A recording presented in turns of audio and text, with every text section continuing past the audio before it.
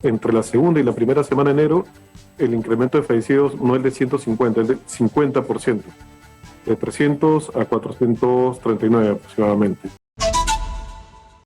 Nosotros estamos con Dante Cerzo, él es jefe de la Unidad de Inteligencia y Análisis de Datos de eSalud. Bienvenido, señor Cerzo, a Exitosa Perú. Buenas tardes, Karina. Muchas gracias por la invitación. Muchísimas gracias a usted. Nos habían advertido, ya nos habían dicho que en realidad esto iba a ser rápido, duro y que iba a pasar también rápido. Ya estamos en 200.000 nuevos casos de COVID en la última semana, 200.000. Esto quiere decir que cada día hemos sobrepasado ¿cuántos casos? Bueno, por encargo de nuestro presidente, el doctor Gino Dávila, estamos haciendo un seguimiento de los indicadores del COVID y, como bien los mencionas, en la segunda semana del mes de enero se ha registrado más de 223.000 casos confirmados con COVID. Esto representa más de 3 veces el pico máximo obtenido en la segunda ola. En la segunda ola fueron 67.000 casos, en la primera ola fueron 61.000 y en lo que va de esta tercera ola ya son más de 223.000 casos. Entonces, es un incremento significativo si consideramos también que en la primera semana del mes de enero se registraron cerca de 93.000 casos y en la última semana del mes de diciembre cerca de 23.000. Entonces hemos pasado de 23.000 a 93.000 a más de 223.000. Se está más que duplicando los casos de manera semanal. Muy bien, entonces ustedes, yo en la calculadora rápidamente he sacado y más o menos tenemos 30.000 casos por día, es decir, cada 24 horas se está infectando 30.000 peruanos, está sucediendo lo que se había advertido, muchas personas se van a infectar, es mejor usar las mascarillas, es mejor vacunarse porque lo que no queremos es ahogar y copar nuestro sistema de salud. Nuestro sistema de salud, eSalud particularmente, ya está copado, ya está abarrotado de personas que no están haciendo enfermedad grave, pero que están llamando mucho, insistiendo, apareciéndose en los hospitales por temor. Bueno, desde inicios del mes de noviembre se vio un incremento de los contagios y esto se reflejó también en la ocupación de camas hospitalarias. Nosotros registramos a inicios del mes de noviembre 1.606 pacientes hospitalizados en eSalud y a la fecha tenemos más de 3.200 pacientes. Entonces, eso es un incremento de más del 100% y en camas UCI registrábamos 331 pacientes a inicios del mes de noviembre y ahora registramos más de 427. Entonces es un incremento del 29%. Entonces la hospitalización ha aumentado, sin embargo todavía sí tenemos camas disponibles. Nosotros en eSalud la ocupación de hospitalización es cerca del 46 o el 47%. Y en camas UCI es una ocupación de cerca del 58%. En camas UCI. Si hay ocupación, no debemos confiarnos porque así como también ha aumentado la cantidad de contagios, también está aumentando el número de fallecidos. El número de fallecidos a la semana se registraba menos de 300 fallecidos a la semana. Eso se ha registrado durante 19 semanas de manera consecutiva. Sin embargo, para la segunda semana del mes de enero, ya se viene registrando cerca de 439 fallecidos. Entonces es un incremento del 150% entre una y otra semana. Si bien no se está llegando a los niveles de la primera y segunda ola, donde se registraban más de 4.000 fallecidos a la semana, igual no debemos confiarnos porque lamentablemente todavía hay personas que siguen falleciendo, sobre todo los que tienen más de 2 o 3 comorbilidades al mismo tiempo, como diabetes, obesidad, hipertensión, o sufren de alguna enfermedad oncológica o son pacientes renales. Ahora, sí se observa una gran diferencia con respecto a la segunda y la primera ola. En la primera y segunda ola eran más de 60.000 contagiados. En esta tercera ola más de 200.000. pero en fallecidos, en la primera y segunda eran más de 4.000, y en esta tercera es menos de 500 a la semana. ¿Cuál es la diferencia? Las vacunas. Esa es la diferencia. Entonces, las vacunas sí protegen y las vacunas reducen la probabilidad de requerir una hospitalización, una cama UCI o el desenlace fatal. Muy bien, y usted me acaba de decir que ha habido un incremento de 150% entre una y otra semana en fallecimientos. También hay una ocupación del 58% en camas UCI y hay un 47% de ocupación de camas de hospitalización en e-salud. Esto mayoritariamente es de personas que no han completado sus dosis de vacunación. ¿Son de los no vacunados o es intercalado entre vacunados y no vacunados? Sí, solo para pensar, entre la segunda y la primera semana de enero, el incremento de fallecidos no es de 150, es de 50%, de 300 a 439 aproximadamente. Ahora, en cuanto a la ocupación, dado que ya más del 80% de la población objetiva ha recibido 2 dosis, cada vez se encuentran más personas hospitalizadas o en UCI que tienen incluso las 2 vacunas, pero que ha transcurrido el tiempo de los 3 o 6 meses para ponerse la dosis de refuerzo. Entonces, es menos probable que uno llegue a una hospitalización si tiene el esquema de vacunación completo. ¿Qué significa ello? La primera, la segunda y la tercera dosis de refuerzo. Por ello, invocamos a la población a que asistan al proceso de vacunación, ya sea que completen su segunda dosis o la tercera dosis de refuerzo. Cuando observamos los rangos de edad, identificamos que en el rango de edad de 20 a 29 años, 1 de cada 4 jóvenes ha recibido la tercera dosis. Es decir, pudiendo haber recibido la tercera dosis, solamente 1 de cada 4 ha asistido a este proceso. Más bien, por otro lado, las personas de 70 a 79 años, más del 70% ha recibido la tercera dosis. Entonces, sigamos el ejemplo de los adultos mayores de 70 a 79 años que están asistiendo de manera responsable a recibir su dosis de refuerzo. Todos deberíamos seguir ese ejemplo. Las personas de 20 a 29, de 30 a 39, de 40 a 49, de 50 a 59, que menos del 50% ha ido a recibir la tercera dosis. La tercera dosis reduce aún más la probabilidad de presentar síntomas graves o requerir una hospitalización. Y en los casos, ya dejemos de lado las camas UCI, cuidados intensivos. Ahora vayamos a las hospitalizaciones. ¿Las hospitalizaciones discriminan también? ¿Solamente son para las personas con enfermedades preexistentes o están apareciendo hospitalizados con síntomas graves, jóvenes, personas que no han terminado su esquema completo de vacunación? Sí, la mayor parte de hospitalización es en personas con síntomas leves, no muy graves. Por ejemplo, en la vía panamericana se internan las personas para seguir un aislamiento. La mayoría tienen un factor de riesgo, las personas que finalmente se hospitalizan con síntomas graves, ¿no? Ese factor de riesgo es el que mencionábamos como las comorbilidades. Uh-huh.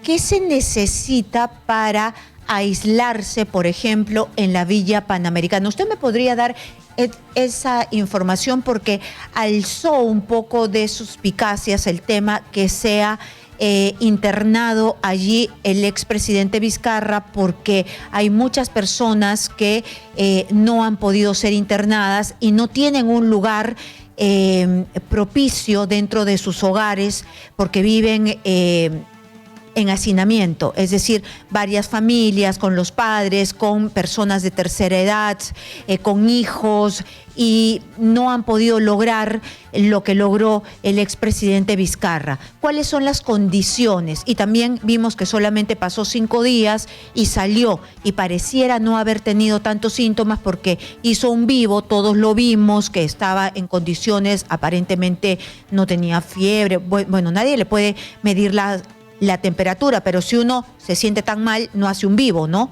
Entonces, y pasaron 5 días y ya estaba bien en su casa. ¿Cuáles son las condiciones? Bueno, en la vía panamericana hay una serie de teléfonos donde uno puede llamar y se puede comunicar por teléfono o por WhatsApp para solicitar el ingreso. En un momento ha habido, ya se llenaron algunas torres y por eso Salud habilitó unas torres más para que los pacientes puedan atenderse en la vía panamericana.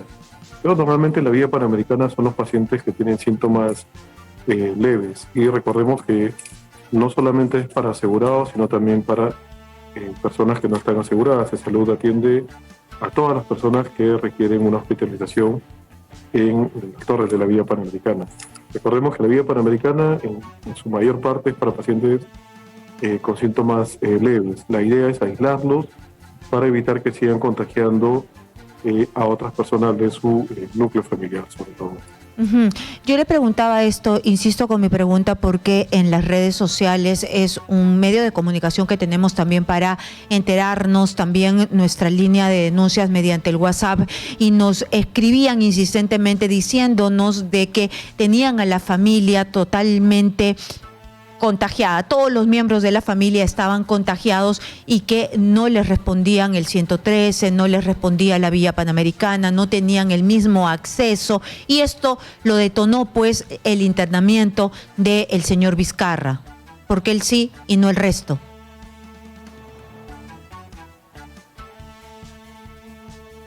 Bueno, nosotros hay un teléfono, una línea que es el 107 de salud en la opción 1, y allí una persona lo atiende y identifica si la persona es un paciente confirmado o sospechoso, y a partir de eso se decide el internamiento en la vía panamericana. Es así como funciona el procedimiento. Y es para todo tipo de personas. No hay un tema político, es un tema de salud. Muy bien, entonces que quede claro que esto es para las personas que se encuentran con una sintomatología leve, no es para pacientes graves. También lo que yo quería preguntar es que, o lo que usted me acaba de decir, es que no necesariamente son para pacientes de salud, sino para toda la población. Cualquiera puede internarse allí. Sí, a esa línea 107 un médico realiza un triaje telefónico y determinará si requiere o no ser internado. Todo es de acuerdo a la evaluación que hace un médico profesional de la salud. Ajá. ¿Y qué pasa si es que hay usted sabe que uno de nuestros peores una de las peores condiciones que hubo para que las personas se contagiaran muchísimo en la primera y la segunda ola fueran las condiciones de vida de los peruanos? Vivían en un solo cuarto muchas familias. ¿Qué pasa si es que da positivo una persona y no tiene cómo aislarse? Y gracias a Dios su familia no ha dado positivo. ¿Dónde se va? ¿Puede aislarse en la Villa Panamericana? ¿Hay espacio? Este tipo de casos sociales, ¿ustedes lo valoran y puede irse a aislar a la Villa Panamericana? Como lo mencionamos, sí, la Villa Panamericana es para todas las personas, no solamente para los asegurados. Entonces, ahora mismo en la Villa Panamericana se identifica más de 100 camas de hospitalización disponibles en la torre número 6, por ejemplo. 100 camas. Sí hay niveles de camas disponibles, pero todo eso, como le comenté, es previo triaje telefónico que lo realiza un médico. Y ese es un aspecto de salud donde el médico evalúa la condición del paciente y le recomienda que se pueda o no aislar. De hecho, en la primera, cuando se habilita la vía panamericana, ese es el objetivo, tratar de aislar sobre todo a las personas que usted mencionó, viven en un ambiente pequeño y no se pueden aislar y hay el riesgo de contagio en la familia. Entonces, eso es justamente uno de los objetivos de los cuales se implementó la vía panamericana, ¿no? Y ha funcionado, ha permitido reducir la cantidad de contagios. Muy bien. Y eso que usted me estaba comentando en números, este incremento exponencial me lo ha dado en un término macro todo el país. Esto se desagrega también por regiones, es decir, ¿cuáles son las regiones más afectadas por el Omicron? Lima, me imagino que es la principal, ¿y las demás regiones están en igual nivel de contagio? Bueno, sí, lo que hemos visto entre la segunda y la primera semana de este año es que en 5 regiones ha habido un incremento mayor al 300%. Por ejemplo, en Loreto se registraron en la primera semana cerca de 160 pacientes y ahora en esta segunda semana más de 1.600 personas infectadas. Es un incremento de más del 800%. En Puno, más de 400%. En Huancavelica, Apurímac y Ayacucho, el incremento ha sido en más de 300% entre una y otra semana. Entonces, en general, a nivel país ha aumentado cerca de 138%, de 93.000 a más de 223.000, pero en estas regiones ha aumentado en más de 300%. Muy bien. Y usted, ya que me estaba mencionando también todo el apoyo que da Salud mediante estas llamadas telefónicas y el rastreo que hay de los médicos, ¿ya hay un procedimiento claro que se les puede brindar a los asegurados y a todos los ciudadanos que llamen para pasar el COVID en la casa? ¿Ya hay un procedimiento? Es decir, no me puedo yo ir a aislar a la Villa Panamericana o a cualquier otro lado porque no hay camas. Se acabaron las camas por este crecimiento rapidísimo que ha habido en nuestro país del COVID. ¿Y qué se hace en la casa? ¿Hay un procedimiento que ya es compartido por todo el sistema de salud o todavía no hay? Bueno, de momento lo principal es que cada uno debe prevenir el contagiarse. Nosotros lo que estamos haciendo es una comunicación de los riesgos gracias a medios como el suyo que permiten llevar esta información y lo estamos haciendo ya desde en realidad desde el inicio de la pandemia. Pero en el mes de diciembre mencionábamos justamente que estos casos se podrían aumentar porque la variante era más contagiosa y lamentablemente se estaban dando una serie de reuniones que hemos visto, ¿no? Fiestas que no estaban permitidas, aglomeración de personas y todo esto ha originado este incremento de casos, esto y la llegada de la nueva variante. Entonces debemos tener un comportamiento responsable, tomar conciencia, reflexionar entre todos que si no hay un cambio de conducta, lamentablemente los casos van a seguir incrementándose. Depende de nosotros evitar que esto siga aumentando y que sigan aumentando los fallecidos que lamentablemente aún se registran. Sí, por supuesto. Tengo una última consulta. Ustedes manejaban un mapa de calor. Yo no sé si lo tienen o no lo tienen aún, ¿no? Pero tiene que ver con el análisis de datos que ustedes hacen. A nivel de distritos, ¿ya se sabe qué distritos aquí en Lima son los más afectados con el Omicron y también falta de vacunación, que viene todo en un paquete, ¿no? Porque son los que finalmente terminan siendo los más afectados en salud, en las salas del hospital o en las salas de UCI? Sí, a nivel de distritos de Lima y Callao, nosotros comenzamos a representarlo en un mapa y si nosotros observamos el mapa de Lima y Callao, nosotros utilizamos 3 colores, tipo el semáforo, rojo, verde, amarillo, pero si nosotros vemos a la fecha el mapa de Lima, todo está en rojo. ¿Qué significa? Que todos los casos han aumentado entre una y otra semana. En Lima se registraron en la primera semana cerca de 53.000 casos confirmados y en la segunda semana se han registrado más de 104.000 casos confirmados. Es un incremento del 97% solamente en los distritos de Lima y Callao.